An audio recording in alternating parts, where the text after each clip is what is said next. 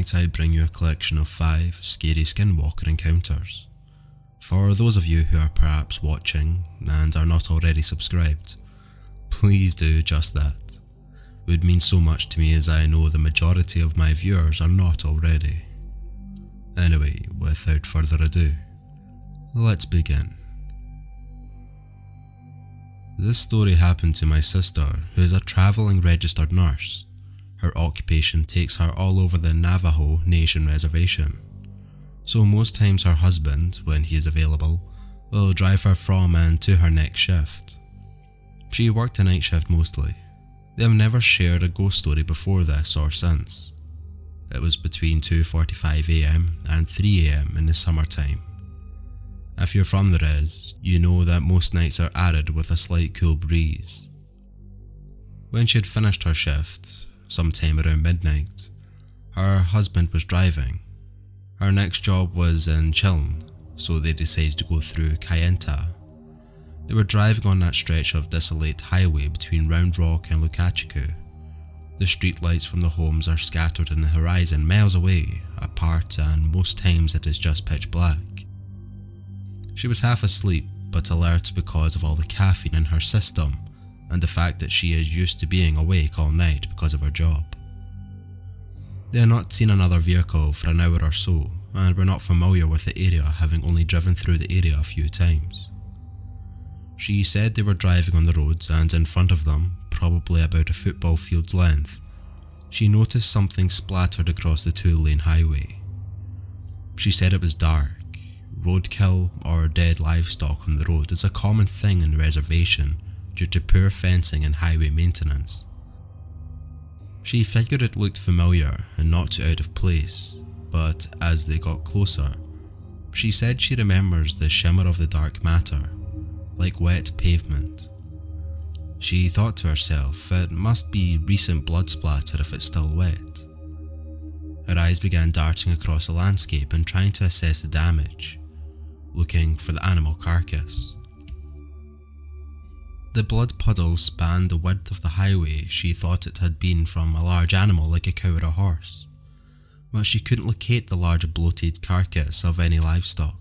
Something didn't feel quite right. As rural as the location was and how recent the seemingly wet blood was, she figured no one could have been there that quickly to dispose of the roadkill. As soon as she came to the conclusion in her head, she said her instincts took over. She felt like someone kicked her in the stomach, like the ground falling out beneath you, or the way you feel dropped in a roller coaster, but no joyous emotion. It felt bad or evil. She jolted upright and began trying to scan the dark horizon for any clues. Her husband later said he didn't want to scare her but came to the same conclusion silently by himself. She said her blood froze and her heart skipped a beat when she made out a silhouette slowly rising on the left shoulder of the highway. Her mind began to race with what it could possibly be. We haven't passed any vehicles in a long time, and we are far from the nearest residence.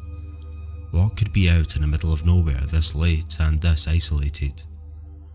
It was standing upright and facing the opposite direction. Her husband began to speed up as they neared it. She doesn't want to look because everything about the situation seems wrong, and she doesn't want to see something she can't unsee. Too late. It's in her peripheral, and she doesn't want to close her eyes because she said that would be more terrifying. Her eyes stay straight ahead, but her curiosity gets the best of her, and her eyes wander off to the left. As the headlights hit the silhouette almost full on, she said it looked like a person standing there, wrapped in a white sheet. A white sheet that has been splattered with blood. The figure stands completely still, not flinching or shuddering from the lights of the vehicle. The figure seems to have shoulder-length black hair that looks jaggedly cut. She said the way the hair hung off the head of the figure, it looked matted or greased, and not free-flowing or clean. They are passing the figure, her husband trying to stay on the pavement but the furthest away from the left shoulder that road will allow.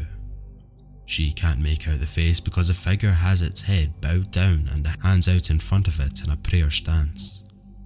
Neither of them speak. Her mind is rushing with the thoughts like, what if the vehicle stops working, or whatever that was starts chasing us? Who would be able to help us? They make it to the intersection towards many farms, a sigh of relief. That's one of the reasons Navajo elders tell you to never drive at dark or really late. This happened to my mother, actually, and she told me about it later that night. After we moved to the middle of nowhere about a year and a half ago, I began researching paranormal as a sort of hobby, if you will. My family is an hour away from any nearby town and surrounded by sparse woods filled with dark pine and gnarled old oaks that give me the creeps. I think this fueled my research into paranormal, as it's such an unnerving setting right outside the window. I ended up stumbling across skinwalkers one day in my research and was instantly drawn to them. I'm not sure why. Maybe the fact it was a tangible creature, I'm not entirely sure. Anyway, about a month into my odd obsession, I left at about 5 AM with my brother for the nearest town an hour away to stay with her grandparents for the night. That night my mother called to tell me about an odd encounter she had with a deer about half an hour after my brother and I left. She was home alone and had just gotten out of the shower.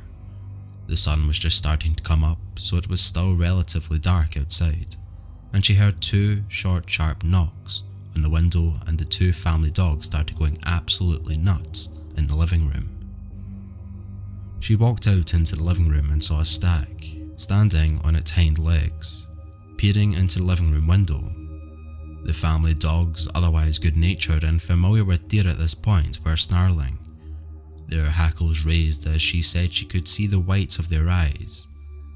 When it turned and saw my mum standing there, she said it blew air out of its nose, fogging up the window.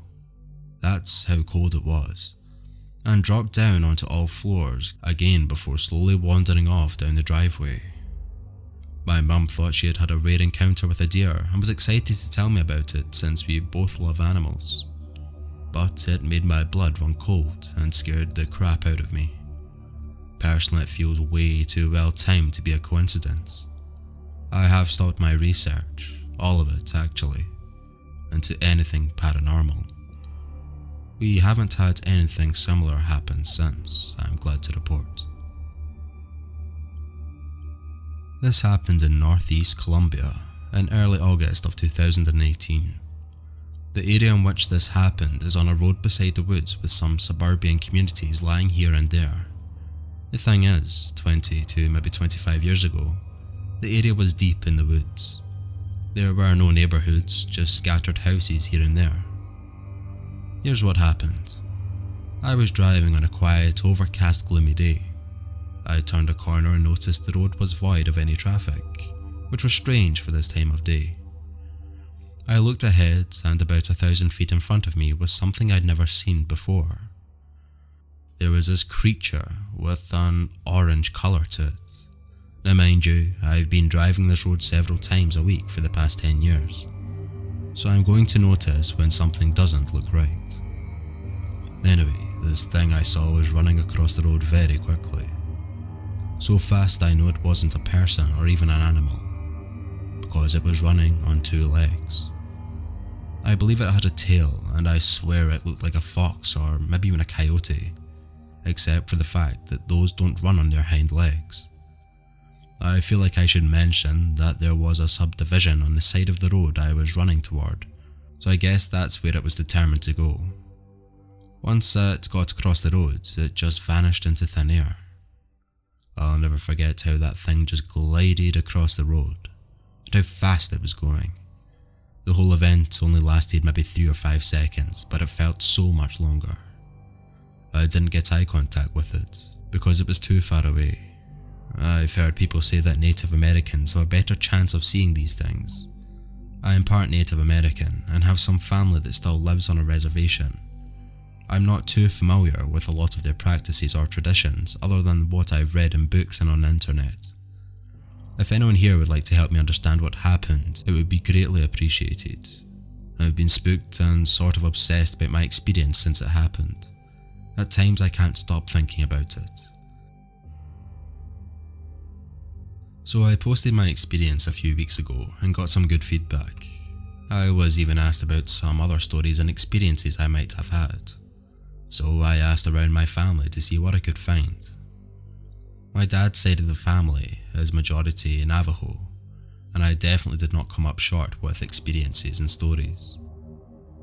This story came from my great-grandmother and takes place on an old reservation in Arizona about 32 years ago. She had a pretty decent sized property.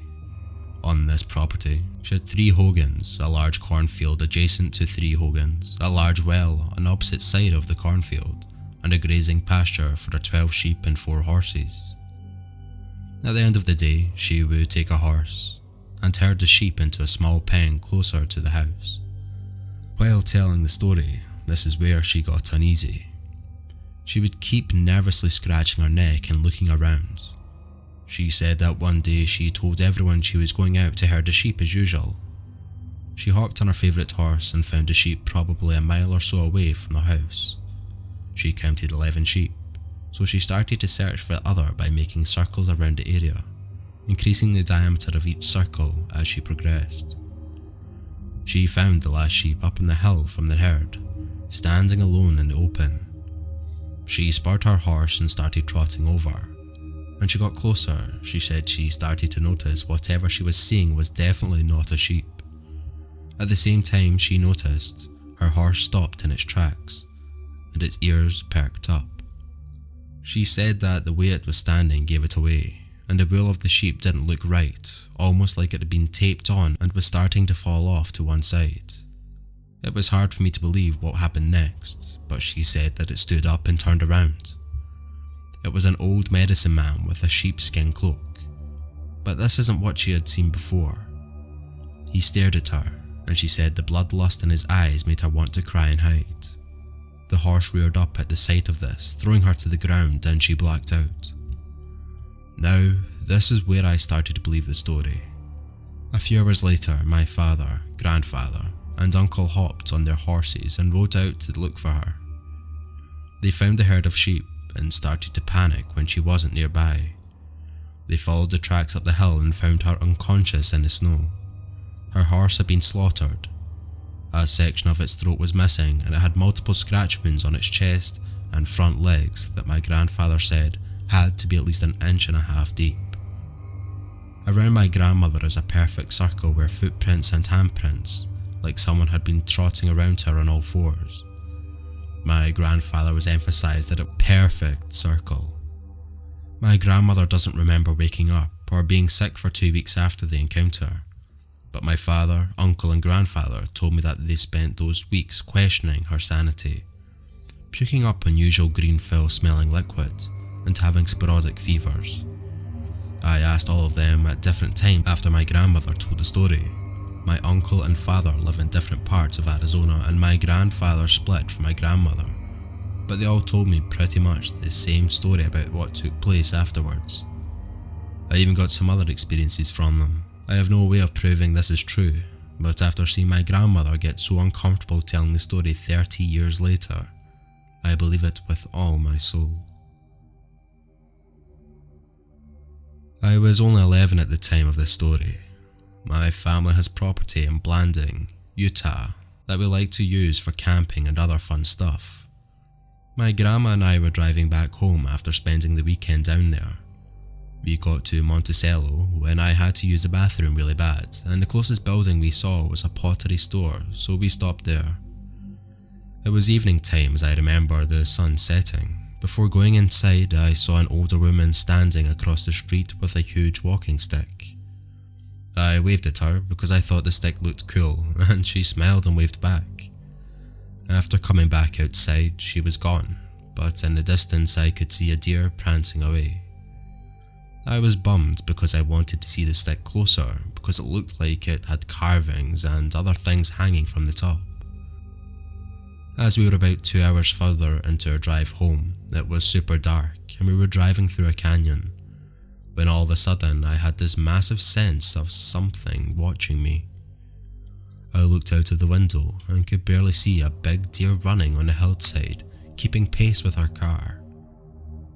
I was excited and told my grandma to slow down and look because it really was a massive looking deer. When she slowed down, I was pointing at it. I swear it locked eyes with me, and for some reason I had a feeling of familiarity, but also like my heart was going to jump from my body. The familiar feeling was akin to seeing someone from elementary school, but not quite sure I actually knew them. My grandma told me she couldn't see anything, which I thought was crazy, but she told me to just get some rest as she continued to speed up. I have told the story to a few friends and they didn't think it was all too interesting. I can still remember both what the woman looked like and the deer almost as if they were standing in front of me. Thank you all for listening to those eerie skinwalker stories. We are slowly creeping up on 2,000 subscribers, which is absolutely crazy. I can't thank you guys enough. Uploads are not as steady as they were a few months back, but I'm slowly getting things back together again. I have a few Patreon exclusive stories recorded that I need to edit over the course of the week and another video for the channel. So as always, I hope you enjoyed and I'll catch you all in the next one. Thank you.